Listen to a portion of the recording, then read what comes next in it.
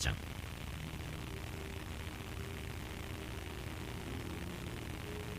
다윗의 시대에 해를 거듭하여 3년 기근이 있으므로 다윗이 여호와 앞에 간구하매 여호와께서 이르시되 이는 사울과 피를 흘린 그의 집으로 말미암음이니 그가 기브온 사람을 죽였으리니라. 기브온 사람은 이스라엘 족속이 아니요 그들은 아모리 사람 중에서 남은 자라. 이스라엘 족속들이 전에 그들에게 맹세하였거늘 사울이 이스라엘과 유다 족속을 위하여 열심히 있으므로 그들을 죽이고자 하였더라. 이에 왕이 기브온 사람을 불러 그들에게 물으니라. 다윗이 그들에게 묻되 내가 너희를 위하여 어떻게 하랴? 내가 어떻게 속죄하여야 너희가 여호와의 기업을 위하여 복을 빌겠느냐?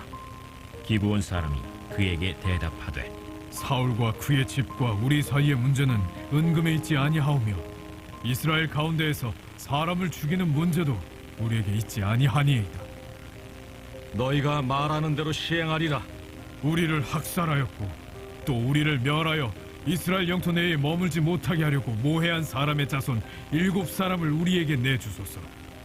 여호와께서 택하신 사울의 고을 기브아에서 우리가 그들을 여호와 앞에서 목매어 달겠나이다.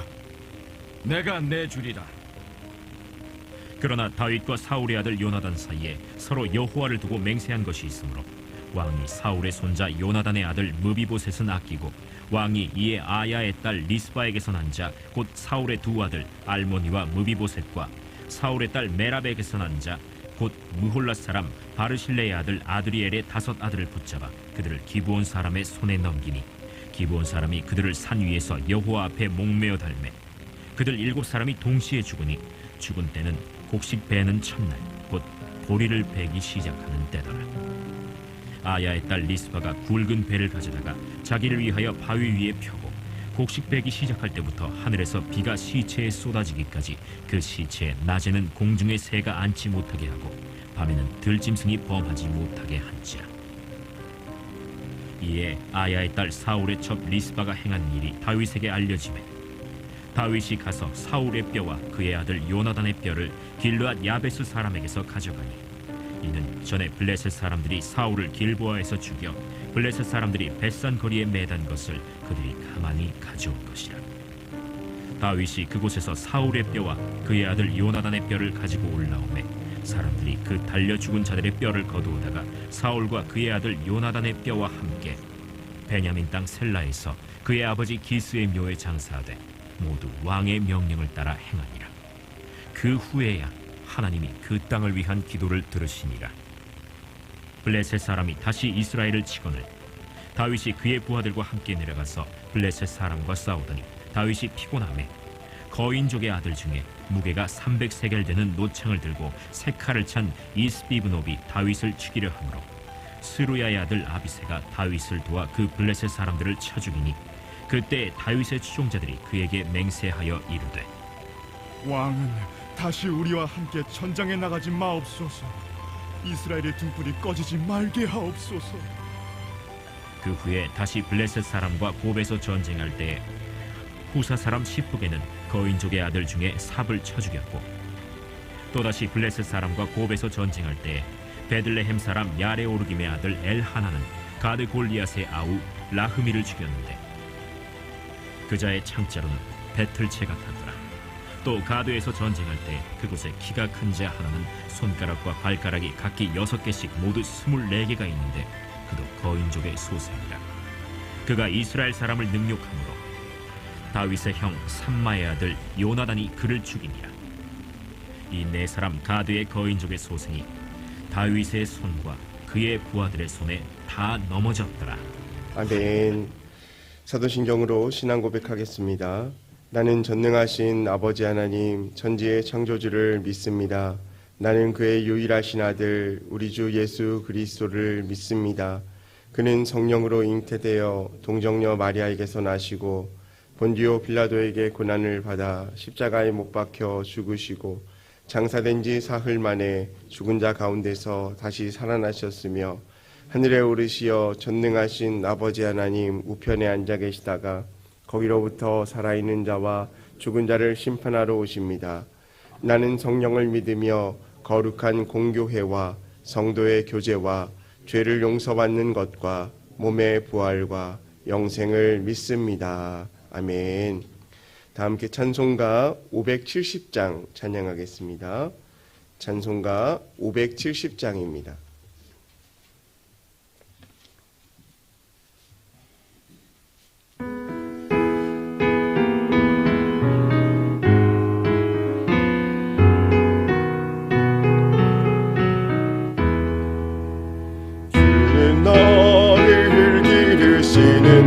목자요 나는 주님의 귀한 어린 양 푸른 풀밭 맑은 시냇물가로 나를 늘 인도하여 주신다. 주는 나의 좋은 목자 나는 그의 어린 양 저를 따라 꼴을 먹여주시니 내게 부족함 전혀 없어라. 예쁜 새들 노래하는 아침과 녹을 비키는 고운 황혼에 사랑하는 나의 목자 음성이 나를 언제나 불러주신다. 주는 나의 좋은 목자 나는 그의 어린 양 저를 따라 꼴을 먹여주시니 내게 부족함 전혀 없어라. 못된 짐승 나를 해치 못하고 거친 비바람 상치 못하리. 나의 주님 강한 손을 펼치사 나를 주야로 지켜주신다. 주는 나의 좋은 목자 나는 그의 어린 양 저를 따라 꼴을 먹여주시니 내게 부족함 전혀 없어라.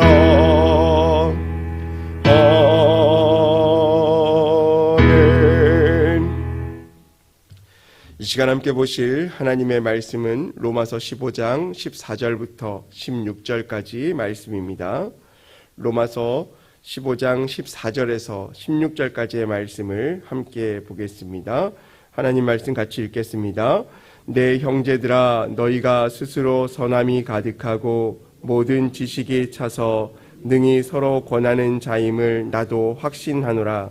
그러나 내가 너희로 다시 생각나게 하려고 하나님께서 내게 주신 은혜로 말미암아 더욱 담대히 대량 너희에게 썼노니 이 은혜는 곧 나로 이방인을 위하여 그리스도 예수의 일꾼이 되어 하나님의 복음의 제사장 직분을 하게 하사 이방인을 제물로 드리는 것이 성령 안에서 거룩하게 되어 받으실 만하게 하려 하심이라. 아멘. 예물 봉헌하겠습니다. 감사원금 양은영 권사님, 1,000번째 예물 이승길 집사님 무명으로 2분 드리셨습니다. 1,000번째 예물 황일호 집사님 주님 복 주심에 감사드립니다. 3번 드렸습니다. 1,000번째 예물 유예림, 김혜자, 유용선, 유준경, 김준우, 김준성, 오선경, 김유신, 장진혁, 장규식, 김정옥, 장진용, 김서율, 박연희, 김봉재 성도님 예물 드렸습니다. 기도하겠습니다. 사랑과 은혜가 풍성하신 하나님 감사합니다. 오늘도 우리에게 새 생명 새날 주셔서 하루의 첫 시간 주님 앞에 나와 믿음으로 예배하며 우리의 삶의 주권을 주님께 드릴 수 있도록 은혜 베풀어 주심에 감사를 드립니다. 우리의 매일의 삶이 예배로 시작함에 은혜가 있게 하여 주시고 날마다 주 안에 거하는 풍성한 은혜의 삶을 살아갈 수 있도록 인도하여 주시옵소서. 이 아침에 주님 앞에 나와 간절한 마음을 기도 제목을 적어 주 앞에 예물 드린 손길들이 있습니다. 그 예물에 적힌 기도 제목들마다 하나님 들으시고 하나님의 신실하심이 모든 드린 손길 위에 복되게 하여 주옵소서. 또한 이 아침에 간절히 나와 주 앞에 기도하며 주님을 우리의 주되심을 고백하며 믿음으로 간구하는 성도님들 한 분 한 분 기억하여 주시고 믿음의 기도 위에 역사하는 힘이 큼이라고 말씀하셨사오니 우리의 기도 가운데 하나님의 역사하심이 나타나게 하여 주옵소서. 예배로 말씀으로 나아갑니다. 우리에게 말씀하여 주시고 깨닫게 하여 주시며 하나님의 자녀로 어떻게 살아가야 할지 고민하며 생각하는 귀한 예배 시간 되게 하여 주옵소서. 주님께서 함께 하여 주실 것들을 기대하고 감사드리며 사랑이 많으신 예수님의 이름으로 기도합니다. 아멘. 우리는 지금 계속 로마서 말씀을 함께 보고 있는데요. 성경의 대부분의 말씀들은 결론 부분이 아주 짧게 기록되어져 있습니다. 그런데 로마서는 16장의 말씀 가운데 많은 학자들이 15장과 16장을 로마서의 전체 결론 부분이라고 이야기합니다. 그만큼 바울 사도가 많은 지면을 할애하여서 로마 교인들에게 자신의 신앙과 또 권면과 앞으로 행할 일들에 대한 그런 결론들을 맺고 있다라는 것이죠. 그럼 바울 사도의 사도는 어떻게 부름을 받았습니까? 그가 로마서 1장 말씀에 이야기한 것처럼 하나님께 택정함을 받아 하나님의 복음을 위하여 택정함을 받았다라고 그 자신이 고백하고 있습니다. 즉 하나님으로부터 부르심을 받은 그가 이방인을 위한 평생의 삶을 살아갔다라고 그는 고백하고 있는 것입니다. 특별히 로마서는 크게 두 부분으로 나누어질 수 있는데요. 1장부터 11장까지는 교리적인 부분입니다.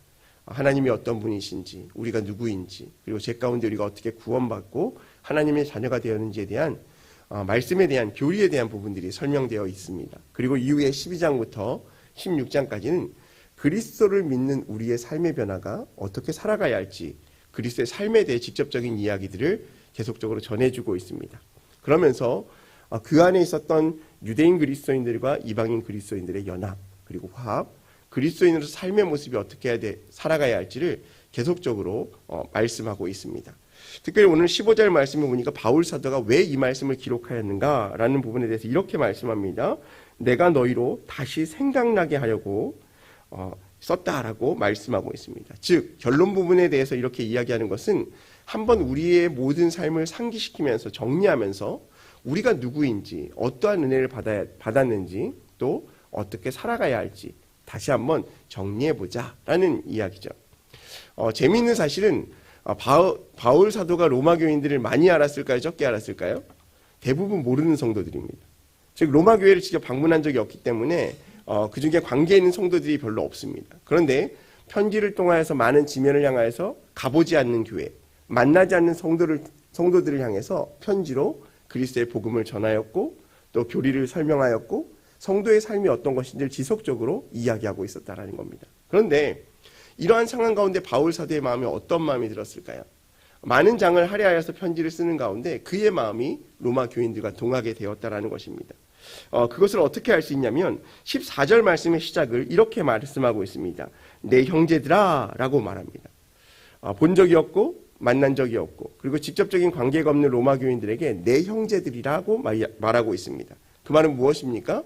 비록 육신의 눈으로 본 적이 없지만 우리가 영적으로 형제 자매가 되어서 하나님의 자녀로 그리스도의 선한 교제를 나누었고 이제 내 마음 가운데도 당신들을 향한 이런 마음이 있습니다. 우리가 그리스도 안에서 형제 자매입니다를 이야기하고 있는 것입니다. 그러면서 이 로마 교인들을 어떻게 평가하고 있냐면 14절에 이어서 이렇게 말합니다. 너희가 스스로 선함이 가득하고 모든 지식이 차서 능히 서로를 권하는 자임을 나도 확신한다 라고 말합니다. 바울 사도의 마음에 확신이 있대요. 어떤 확신이냐면 그들 로마 교회 안에는 선함이 가득한 공동체임을 확신한다고 말합니다. 두 번째는 그 모든 지식이 차서 서로 권하는 공동체임을 확신한다고 말합니다. 직접 보고 만난 적은 없지만 그들을 향해서 바울 사도가 이야기하는 것은 미루어 짐작하건대 그리스도 안에 형제된 우리 모두는 하나님의 선함으로 가득한 그런 삶을 이야기한다는 거죠. 그런데 원어의 의미를 보면 여기서 선함이 가득하다는 의미는 단순히 도덕적인 선, 착하게 살고 있다는 의미가 아니라 성령의 열매를 뜻하는 단어라고 합니다. 그러니까 실천적인 선함을 이야기하는 거죠. 단순히 내가 착한 마음을 품고 있고 도덕적으로 문제가 없고 다른 사람에 비해서 착하다라는 상대적인 비교가 아니라 성령의 열매로 말미암아 그리스도인으로서 선한 열매를 맺어가는 삶, 즉 성령의 열매를 실천하는 삶을 살아가고 있는 너희라고 이야기하는 겁니다. 그리고 또한 모든 지식이 충만하다는 의미는 무엇일까요? 하나님의 말씀을 이미 우리가 들어서 알고 그 말씀을 중심으로 분별력 있는 생활을 하고 있는 너와 나, 이것을 설명하는 겁니다. 그러니까 우리 공동체 안에도 선함이 있어야 됩니다. 그 선함은 하나님께서 우리에게 주신 성령의 열매를 우리의 삶 가운데 맺어갈 수 있어야 하는 것입니다. 두 번째는 우리 안에도 모든 지식에 충만해야 됩니다. 단순히 말씀을 많이 알아야 된다라는 것이 아니라 복음의 진리에 대한 이해와 분별력 아래서 설 수 있어야 된다는 겁니다. 우리는요, 신앙생활을 하면서 편협적인 신앙생활을 할 때가 참 많아요. 내가 좋아하는 말씀, 또 내가 좋아하는 어떤 행위들, 내가 좋아하는 어떤 것들을 통해서 그것만이 진리인 것인 양 믿고 있을 때가 참으로 많이 있습니다. 하지만 분명한 것은 말씀의 기준으로 복음의 진리에 대한 올바른 이해와 분별력을 갖는 것, 이것 또한 하나님께서 우리에게 주신 지혜임을 우리가 기억하셨으면 좋겠습니다. 그리고 이어서 15절 말씀에 내가 너희로 다시 생각나게 하려고 하나님이 내게 주신 은혜로 말미암아 더욱 담대하게 썼다라는 겁니다. 14절에는 그들을 칭찬했습니다. 선함을 칭찬하고 지식의 충만함을 칭찬했습니다. 그런데 15절 말씀에는 뭐라고 말하는 겁니까? 그럼에도 불구하고 내가 염려하는 마음으로 잘하고 있지만 내가 다시 한번 권면할게, 다시 한번 얘기할게, 이런 말이에요. 우리가 자녀를 양육하면서 자녀들이 잘합니다. 그런데 매일 잘합니까? 다 사랑으로 양육하고 있지만 잘함의 정도가 벗어날 때가 있어요. 그럼 우리가 어떻게 권면하죠? 책망할 때도 있고 다그칠 때도 있지만 잘하고 있어. 그렇지만 다시 한번 얘기할게. 이 말은 뭡니까? 우리의 삶을 돌이켜서 다시 한번 중심으로 서기 바란다라는 부모의 권면이에요. 바울 사도도 똑같이 얘기하는 겁니다. 하나님께서 내게 주신 은혜로 말미암아 담대히 너희에게 썼다라는 것이에요. 다시 한번 정리하면서 우리의 삶이 어떻게 살아가야 하는지를 다시 한번 얘기할 테니 다시 한번 마음에 새겨보자라는 거예요.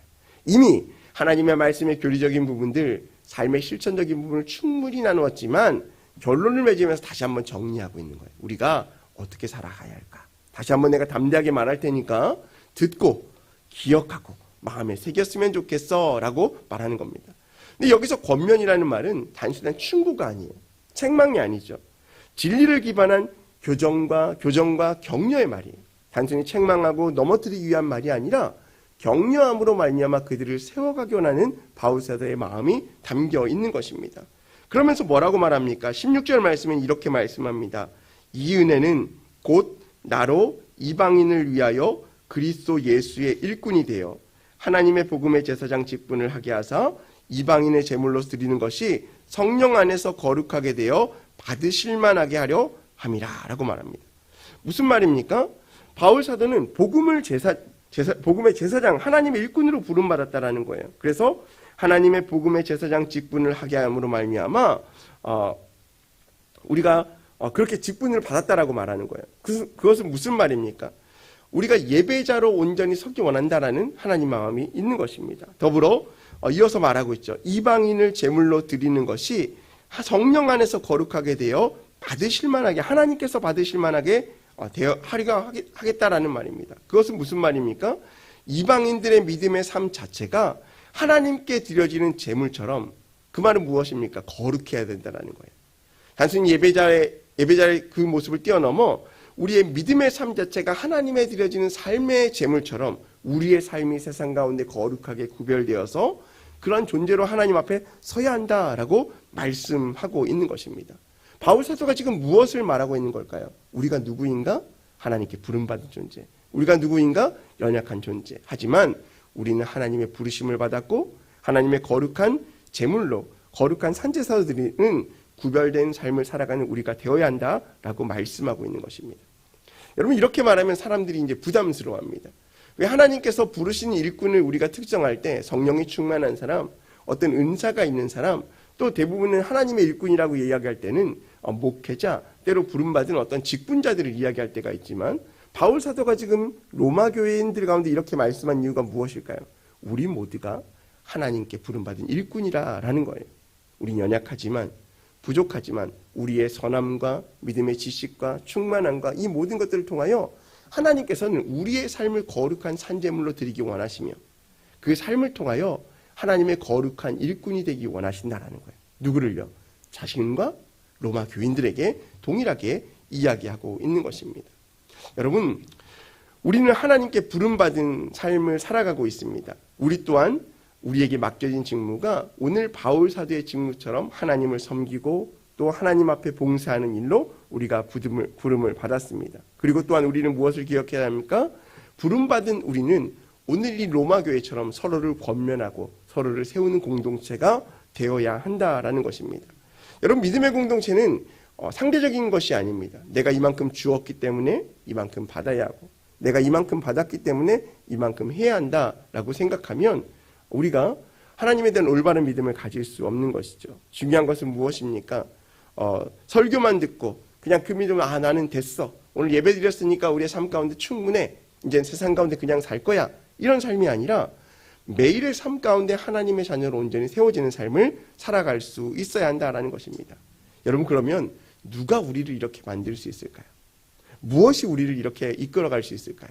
그것은 오늘 말씀에 직접적으로 등장하고 있지는 않지만 하나님께서 우리와 함께 하실 때 그러한 믿음의 삶이 가능하다는 사실들을 기억하시기 바랍니다. 다시 말하면 성령님께서 우리와 함께 하실 때 우리의 삶을 거룩하게 하시고 또 성령의 열매를 맺어갈 수 있는 것입니다. 때로는 우리의 삶 가운데 열매를 맺어가고 싶어 합니다. 저도 그래요. 사역을 하면서 많은 열매를 맺고 싶은 그런 소망이 있습니다. 그런데 때로는 하나님께서 왜 나에게 그런 열매들을 맺게 하지 않으실까라는 질문을 던질 때가 있어요. 우리가 신앙생활을 하면서 하나님 믿으면서 왜 하나님은 나에게 이런 은혜를 주시지 않지? 하나님은 왜 나에게 이런 열매를 주시지 않지? 다른 사람들에게는 참 성령의 열매가 많은 것 같은데 왜 나에게 그런 사역의 열매가 맺히지 않을까? 라고 상대적인 비교를 하며 자포자기하는 분들도 종종 보게 되어집니다. 근데 고린도전서 3장 6절에서 7절 말씀을 보면 이런 말씀이 있습니다. 나는 심었고 아볼로는 물을 주었을 때 오직 하나님께서 자라게 하셨다라는 말씀이 있어요. 바울 사도가 무엇을 말합니까? 자신은 심은 존재라는 거예요. 그리고 누가 물을 주었습니까? 아볼로가 물을 주었어요. 그리고 그 존재를 자라게 하시는 분 누구라고요? 하나님이시라는 거예요. 이 말씀의 핵심은 무엇입니까? 누군가는 심는 자의 부르심으로, 누군가는 물 주는 자의 부르심으로, 누군가는 추수하는 일꾼으로 부름을 받았다라는 겁니다. 우리 안에 내가 열매 맺기를 바라고 열매를 추수하기를 바라는 누구나의 마음이 있지만 하나님께서 원하시는 마음은 우리가 어느 자리에 있건 하나님을 향한 마음을 가지고 순종하는 삶을 살아가기를 원하신다라는 것입니다. 사랑하는 성도 여러분, 오늘 하나님께서 바울을 예수님의 일꾼으로 불러 이방인의 선교자로 쓰셨던 것처럼 하나님은 오늘 우리를 복음의 일꾼으로 부르시기 원하십니다. 그리고 우리 각자의 삶을 통하여 하나님의 사명을 주어지기 원하십니다. 우리가 그 사명을 깨닫고 하나님을 바라볼 수 있었으면 좋겠습니다. 중요한 건 무엇입니까? 내게 주어진 하나님의 사명이 무엇일까? 다른 사람에게 보여지는 것이 아닌 하나님이 나에게만 주신 사명이 무엇일까? 그 사명이 확실하다면 바울 사도가 어떻습니까? 핍박과 환난과 역경에도 이방인의 사로로 부름받은 그것 하나만으로 자신의 삶을 다그치며 나아가지 않습니까? 그러한 모습이 오늘 우리에게도 있어야 될 줄로 믿습니다. 사랑하는 성도 여러분, 우리는 교회에 다니는 사람이지만 교회에 다니는 사람을 뛰어넘어 하나님의 제자로 하나님께 부름받은 삶임을 기억하시고 오늘도 우리의 삶 가운데 하나님께서 어떻게 부르시는지, 오늘도 나의 삶을 통하여 하나님께서 어떻게 일하기 원하시는지 고민하며 하나님과 동행하며 승리할 수 있는 저와 여러분의 삶이 되시기를 주님의 이름으로 소망합니다. 우리 시간 함께 기도하겠습니다. 우리 금주의 기도 제목 가지고 함께 기도하겠습니다. 미랄의 기적을 나타내게 하소서, 한 영혼 전도에 힘을 쏟게 하소서, 주님의 고난에 동참하게 하소서. 또한 오늘 주신 말씀을 통해서 기도하시고 또한 교회와 담임 목사님의 사역을 위해서도 함께 기도해 주시기 바랍니다. 이 시간 주여 삼창하시고 함께 기도하겠습니다. 주여, 주여, 주여. 할렐루야. 사랑과 은혜가 풍성하신 하나님 아버지 감사합니다. 우리의 연약한 가운데 함께하여 주시고 우리의 삶을 통하여